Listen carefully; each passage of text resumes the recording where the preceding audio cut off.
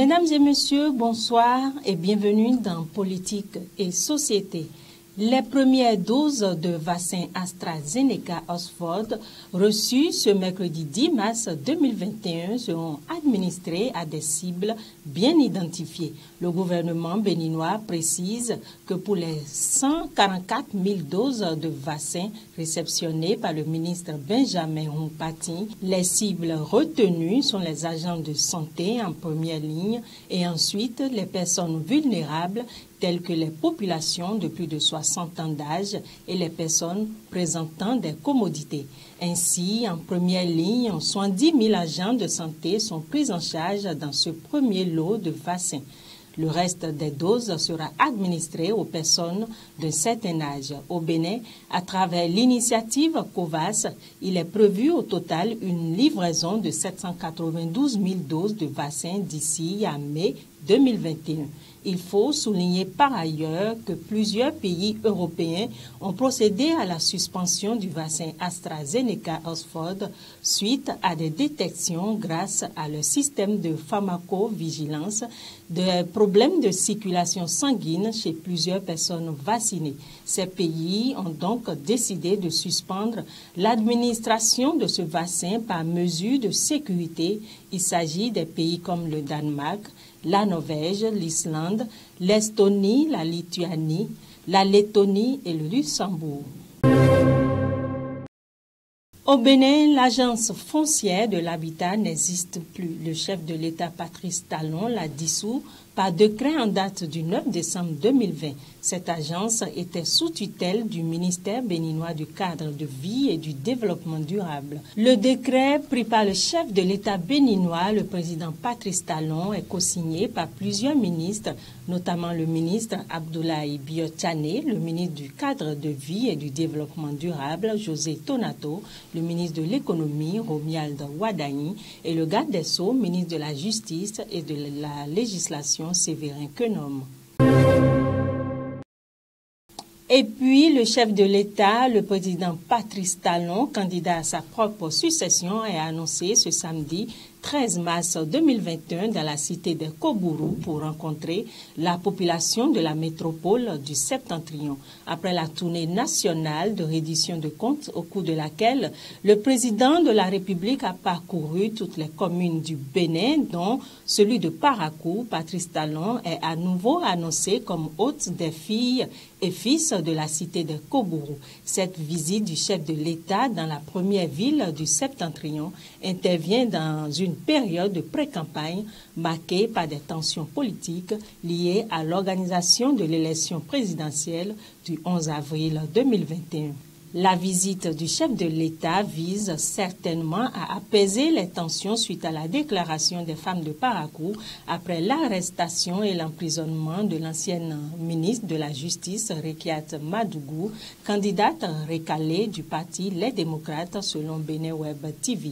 Au demeurant, les responsables politiques des deux blocs du chef de l'État travaillent à la mobilisation de la population pour qu'un accueil chaleureux soit réservé aux premiers des Béninois. Après le décès d'Ahmed Bakayoko, le Premier ministre ivoirien, le 10 mars dernier en Allemagne, les hommages se multiplient. Les chefs d'État du continent saluent un grand homme d'État dont la disparition constitue une grande perte pour la Côte d'Ivoire et pour l'Afrique. La plupart le savaient condamné, mais le décès d'Ahmed Bakayoko a provoqué une onde de choc parmi les dirigeants ivoiriens et africains. Dans les heures qui ont suivi l'annonce de sa disparition, beaucoup ont réagi à la disparition du Premier ministre, fauché à 56 ans par un cancer fulgurant, Ali dans les lignes de Jeune Afrique. Pour le président ivoirien Alassane Ouattara, le Premier ministre Ahmed Bakayoko a servi la Côte d'Ivoire avec dévouement et abnégation. C'est un grand homme d'État, un modèle pour la jeunesse, une personnalité d'une grande générosité et d'une loyauté exemplaire. De nombreux ministres également ont rendu hommage à leur ex-chef de gouvernement sur les réseaux sociaux. Mamadou Touré, porte-parole adjoint du gouvernement et du Rassemblement des Oufouettistes, pour la démocratie et la paix le décrit comme un modèle pour la jeunesse. Les opposants ivoiriens aussi saluent la mémoire de leur ancien adversaire. Pascal Affi-N'Guessan, le président du Front populaire ivoirien, légalement reconnu, mentionne ainsi le souvenir d'un homme de conviction généreux, combatif. Et depuis son exil européen, Guillaume Soro, avec lequel Ahmed Bakayoko entretenait des relations tendues ces dernières années, rend également hommage aux défunts. Je cite, « Je m'incline devant la douleur du Ourodougou qui, avec cette disparition, perd l'un de ses cadres les plus éminents, écrit Soro. Signalons également que plusieurs artistes africains de renommée internationale ont emboîté le pas aux politiques comme Maître Gims, Fally Ipupa, Koffi Olomide, Debordo Likoufa, Assalfo et bien d'autres. Toujours dans ce même ordre, Patrice Talon, le président béninois, présente ses condoléances aux Ivoiriens. 24 heures après le décès du premier ministre ivoirien Ahmed Bakayoko, le président de la République du Bénin, Patrice Talon, a adressé ses condoléances à Alassane Ouattara et au peuple ivoirien. Il a vanté les mérites du défunt qui était jugé loyal, généreux et humble.